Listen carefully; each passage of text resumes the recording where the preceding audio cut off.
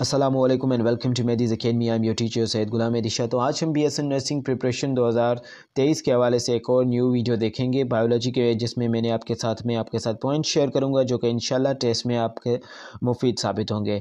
ये first video जो है वो पेड ग्रुप में जाएगा। अगर आपको हमारे पेड ग्रुप में ज्वाइन होना है फाइनल बैच में, जो कि 27 जनवरी से स्टार्ट है और 26 जनवरी तक ये जारी रहेगी, तो अगर आपको ज्वाइन होना है तो नीचे डिस्क्रिप्शन में उसकी डिटेल मौजूद है और स्क्रीन पे आपको उस यानी कि मेरा कांटेक्ट मिल जाएगा। आप कांटेक्ट करके हमसे रब्ता करके वो ज्वाइन कर सकते हैं हमारे पेड कोर्स को। तो आज की वीडियो को स्टार्ट करेंगे। सबसे पहले जो पॉइंट है, ovaries secrete two hormones called oestrogen and progesterone. तो यहाँ पे देखेंगे सबसे पहले कि ओवरीज क्या होती हैं। तो ओवरीज क्या हैं? ये रिप्रोडक्टिव ऑर्गन हैं, फीमेल रिप्रोडक्टिव ऑर्गन्स हैं, जो कि क्या करती हैं, सीक्रेट करती हैं। इस पॉइंट के हिसाब से दो हार्मोन यहाँ पे मेंशन और हाईलाइटेड हैं, जो कि एस्ट्रोजन एंड प्रोजेस्टेरोन हैं। तो ये फर्स्ट पॉइंट क्लियर हो चुकी है। उसके बाद बढ़ेंगे नेक्स्ट पॉइंट की जानिब, जो कि है ग्लाइकोजन। ग्लाइकोजन इज सीक्रेटेड, ये सीक्रेट की जाती है, एक हार्मोन है ग्लाइकोजन और ग्लूकोज, ये हार्मोन्स हैं। Glycogen is secreted in response to decrease sugar level in blood. जब भी हम खाना खाते हैं, या डायबिटीज़ पेशेंट जो हैं, या हम भी नॉर्मल बंदे भी अगर खाना खाते हैं, तो क्या होता है कि ग्लूकोज लेवल जो है वो बढ़ जाता है। स्पेशली ये डायबिटीज़ पेशेंट के साथ इशू होता है, ग्लूकोज लेवल जो है वो बढ़ जाता है। उसको सीक्रेट करने के लिए ग्लाइकोजन मतलब कि उसके रिस्पॉन्स में ग्लूकोज को डिक्रीज़ करने के लिए ग्लाइकोजन रिलीज़ होती है। ओके, तो हमें नहीं पता चलता, क्योंकि नॉर्मल बंदे को नहीं पता चलेगा। लेकिन अगर डायबिटीज़ का कोई पेशेंट है, डायबिटीज़ मेलाइटिस का, तो उसको फील हो जाएगा कि इंसुलिन की जिसमें उसको ज़रूरत होती है, ग्लाइकोजन नहीं बन पाता, तो उसमें उसका शुगर लेवल हाई हो जाता है। फिर उसे आर्टिफिशियली इंजेक्ट करनी पड़ती है इंसुलिन। ग्लाइकोजन ये एक हार्मोन होता है जो कि सीक्रेट होता है शुगर लेवल जब भी हमारी बॉडी में बढ़ जाता है, तो उसे डिक्रीज़ करने के लिए। उसके बाद देखेंगे नेक्स्ट जो पॉइंट है वह है due to deficiency of insulin. अब इंसुलिन एक हार्मोन है जो को सीक्रेट होता है कि पेनक्रियाज इसे सीक्रेट करता है, यानी कि ये पेनक्रियाज इसे निकालता है। और ये क्यों सीक्रेट किया जाता है वो भी आगे इस पॉइंट में ही पढ़ेंगे। Due to deficiency of insulin, insulin की कमी की वजह से disease appeared called diabetes mellitus.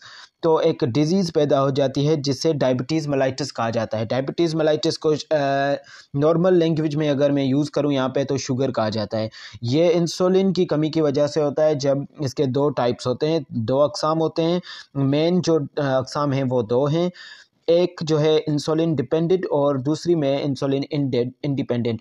Insulin में इनके डायबिटीज़ के दो टाइप्स होते हैं, एक टाइप 1 एंड टाइप 2। टाइप 1 वाले पेशेंट जो होते हैं, ये अमूमन यूजुअली ये बीमारी जो होती है टाइप 1 डायबिटीज़, ये बच्चों में पाई जाती है, यानी कि अंडर एज बच्चे जो होते हैं 8 से 15 साल तक, उनमें डायबिटीज़ की टाइप 1 पाई जाती है। और ओवर एज जो होते हैं 30 से आगे जो होते हैं, उनमें 25 से आगे के जो एज वाले जो बंदे होते हैं, या मेल फीमेल दोनों में हो सकते हैं, तो उन्हें टाइप 2 हो जाती है। टाइप 2 होने की वजह अगर जाने तो ये भी पेनक्रियाज होता है, मल फंक्शनिंग होती है पेनक्रियाज की, लेकिन इसको क्योर कर सकते हैं टेबलेट से। लेकिन टाइप 1 इंसुलिन डिपेंडेंट होता है, उन्हें इंसुलिन ही देनी पड़ती है। उसके बाद देखेंगे नेक्स्ट पॉइंट को, वो है alpha sales secret hormone called glycogen. तो जैसे हमने पढ़ा था कि शुगर लेवल अगर बढ़ जाता है तो पेनक्रियाज क्या करता है कि ग्लाइकोजन सीक्रेट करता है। और उसके बाद नेक्स्ट जो पॉइंट पढ़ेंगे वो है beta cells. Beta cells secret hormones called insulin. यहाँ पे बीटा सेल्स जो हैं वो हार्मोन सीक्रेट करते हैं, कौन सा? इंसुलिन। तो यहाँ पे अल्फ़ा और बीटा जो ये दोनों सेल्स हैं, ये पेनक्रियाज में पाए जाते हैं। तो डायबिटीज़ जो होती है वो पेनक्रियाज की मल फंक्शनिंग की वजह से डायबिटीज़ हो जाती है। तो नेक्स्ट पॉइंट है pancreas is a gland. Pancreas एक ग्लैंड है विच एक्ट्स एज बोथ, जो कि दोनों तरह से एक्ट करता है, एंडोक्राइन भी एंड एक्सोक्राइन भी। इस पॉइंट को क्लियर कर दिया है। उसके बाद बढ़ेंगे नेक्स्ट पॉइंट की जानिब, जो कि है टाइप ऑफ प्रोसेस। एक process in which living organisms, जिसमें लिविंग ऑर्गेनिज्म क्या करते हैं, प्रोड्यूस करते हैं देयर ऑफस्प्रिंग, अपनी नस्ल को आगे बढ़ाते हैं, ऑफ देयर ओन लाइक, यानी कि उन जैसी ही अपनी जैसे एज इट इज़ वो हैं ऐसी आगे नस्ल बढ़ाते हैं, तो उससे हम रिप्रोडक्शन कहते हैं, उस अमल को रिप्रोडक्शन कहा जाता है। उसके बाद बढ़ेंगे पॉइंट नंबर 8 की जानिब, जो कि है there are two types of reproductions, दो अकसाम की रिप्रोडक्शंस होती हैं, asexual reproduction and sexual reproduction. ये दो अकसाम है, एक में जो है मेल एंड फीमेल रिक्वायर्ड होते हैं, एक में मेल एंड ये कोई भी एक रिक्वायर होता है, यानी कि ये असेक्सुअल होती है, तो इसमें दोनों रिक्वायर्ड नहीं होते।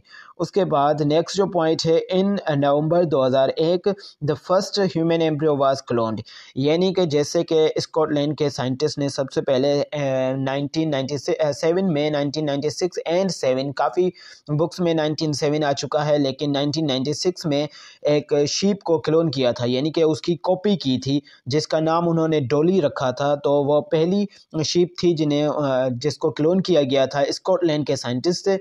और उसके बाद जो है ह्यूमन एम्ब्रियो, यानी कि फर्स्ट ह्यूमन एम्ब्रियो का कब क्लोन हुआ था, तो वो 2001 में क्लोन किया गया था।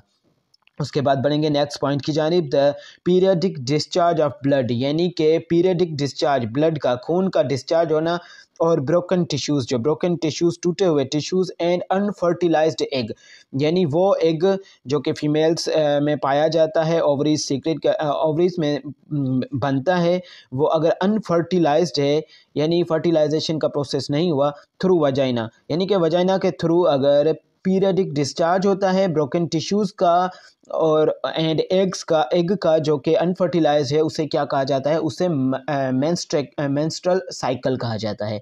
उसके बाद बढ़ेंगे नेक्स्ट पॉइंट की जानिब, जो कि है amoeboid movement takes place by means of, यानी कि एमोबिया जो है वो मूव करता है, और उस मूवमेंट को क्या कहा जाता है, एमोबॉइड मूवमेंट कहा जाता है। और किसके ज़रिए मूवमेंट होती है, वो फॉल्स फुट होते हैं, यानी कि वो एक प्रोजेक्शन नुमा होते हैं, वो रियल में जो है वो पाँव नहीं होते, तो उन्हें सीडोपोडिया कहा जाता है। The first oxen was discovered by Fred Wendt in 1926, यानी कि फर्स्ट ऑक्सिन। अब ऑक्सिन क्या है, ये प्लांट हार्मोन है, इसे प्लांट हार्मोन कहा जाता है। ये पहले डिस्कवर किया था फ्रेड वेंट ने 1926 में। ऑक्सिन स्टिमुलेट्स, ऑक्सिन क्या करता है, ऑक्सिन फिर से बताने की ज़रूरत नहीं है, ये क्या है, ये एक प्लांट हार्मोन है जो कि स्टिमुलेट क्या करता है, सेल डिवीजन को एंड सेल इनलार्जमेंट को, यानी कि ये सेल को इनलार्जमेंट करता है, यानी कि इसका मतलब कि इसका रोल जो है वो ग्रोथ में है और उसके बाद सेल डिवीजन में है। Okay, clear. उसके बाद बढ़ेंगे नेक्स्ट पॉइंट जो है वो है each neuron has a cell body or soma. अब न्यूरॉन क्या है, न्यूरॉन नेफ्रॉन जैसे कि हमारी किडनी में पाए जाते हैं, हमारी किडनी के सेल्स को नेफ्रॉन कहा जाता है। और हमारे दिमाग के जो सेल हैं, यानी कि हमारे ब्रेन के जो सेल्स हैं, हम उन्हें न्यूरॉन कहा जाता है। तो न्यूरॉन्स जो हैं उनकी बॉडी होती है सेल बॉडी, न्यूरॉन की सेल बॉडी, उसे सोमा कहा जाता है, containing nucleus and various organelle embedded in the cytoplasm. Okay, soma receives a message to dendrites and convey it to the axon. अब क्या करते हैं सोमा, यानी कि सेल बॉडी क्या करती है, डेंड्राइट से किसी भी मैसेज को रिसीव करती है और उससे एक्सन की तरफ बढ़ा देती है। From the soma a large number of small threads. Soma से क्या एक बड़ी धागानुमा प्रोजेक्शंस या टर्मिनल्स ब्रांचेस निकलती हैं, जिसे हम डेंड्राइट्स कहते हैं। Cerebrum is the largest part of the brain and is divided into two halves. Cerebrum क्या है, लार्जेस्ट पार्ट है, उसके बाद सेरिबलम जो है वो सेकंड नंबर पे लार्जेस्ट है, सेरिब्रम फर्स्ट पे है। तो ये largest part of the brain है, हमारे दिमाग का सबसे बड़ा हिस्सा सेरिब्रम है, और इससे दो हिस्सों में डिवाइड किया गया है, एक है सेरिब्रल हेमिस्फीयर, और तो फिर इन्हें आगे भी डिवाइड किया गया है राइट और लेफ्ट में, जो कि हम आगे नेक्स्ट पॉइंट्स में पढ़ेंगे। उसके बाद है ऑक्सीटोसिन। ऑक्सीटोसिन क्या होता है, ऑक्सीटोसिन एक हार्मोन है, इसे लव हार्मोन भी कहा जाता है। इट स्टिमुलेट्स, ये स्टिमुलेट क्या करता है, contraction of muscle of uterus, यानी कि यूट्रस के मसल की कॉन्ट्रैक्शन को ये क्या करता है, स्टिमुलेट करता है ड्यूरिंग चाइल्ड बर्थ, यानी कि जब भी डिलीवरी होनी होती है, लेबर पेन होता है, तो मतलब कि जब भी डिलीवरी का टाइम आ जाता है तो ये ऑक्सीटोसिन इंजेक्ट की जाती है, क्योंकि ये क्या करती है कि मसल, यूट्रस के जो मसल है उन्हें क्या करती है, ये स्टिमुलेट करती है। और इसका दूसरा फंक्शन क्या है, और भी ज़्यादा फंक्शन है ये, लेकिन यहाँ पे हमने सिर्फ दो ही लिखे हैं। Birth and release of milk during the breast feeding, यानी कि जब भी मदर जो है अपने बच्चे को दूध पिलाती है तो स्टिमुलेट करना, ब्रेस्ट फीडिंग, यानी कि milk, release of milk, milk को रिलीज़ करने के लिए भी ऑक्सीटोसिन ही हेल्प करता है। उसके बाद नेक्स्ट जो पॉइंट है वो है ईच क्रोमोसोम्स जो होते हैं, each chromosomes consist of two very fine thread like structures. अब उसके दो थ्रीड लाइक स्ट्रक्चर्स होते हैं जिसे क्रोमेटिड कहा जाता है। ये सेंट्रोमेयर पे क्या होते हैं, सॉरी क्रोमेटिड्स, इसे इन्हें क्रोमेटिड्स कहा जाता है, और ये सेंट्रोमेयर पे क्या होते हैं, अटैच होते हैं। आई थिंक जो बीच वाला हिस्सा होता है मुझे उसकी प्रोनाउंसिएशन में भूल चुका हूँ, जो कि जहाँ पे ये अटैच होते हैं क्रोमोसोम्स, दोनों क्रोमोसोम्स जो क्रोमेटिड्स होते हैं वो एक पॉइंट पे आके अटैच होते हैं। वो आप खुद से सर्च कर लें, क्योंकि मैं फ़िलहाल तो भूल चुका हूँ उससे। इसके बाद न्यू जो पॉइंट शेयर करेंगे वो है मेटासेंट्रिक। तो मेटासेंट्रिक क्रोमोसोम्स ये कौन से होते हैं, chromosomes with equal arms and centromere is in centre. तो यहाँ पे लफ्ज़ जो मैं भूल चुका था वो इस लाइन में 20वीं लाइन यानी कि पॉइंट नंबर 20 में मेंशन है कि क्रोमोसोम विथ इक्वल आर्म्स, यानी कि क्रोमोसोम जो होंगे इक्वल आर्म्स, इनकी आर्म्स जो होंगी वो इक्वल होंगी सेंट्रोमेयर पे, सेंट्रोमेयर इन सेंटर, तो सेंटर पे, तो उन क्रोमोसोम्स को क्या कहा जाएगा, उन्हें मेटासेंट्रिक कहा जाएगा। तो आज के लिए ये जो पॉइंट्स थी वो काफ़ी है। इंशाल्लाह बहुत जल्द आपको इसी तरह से मज़ीद लेक्चर्स जो हैं वो पेड ग्रुप वाले टेंशन ना लें, अब उनको मिलते हैं, यानी कि मिलेंगे डेली। तो मिलते हैं नेक्स्ट लेक्चर में। अल्लाह हाफिज़।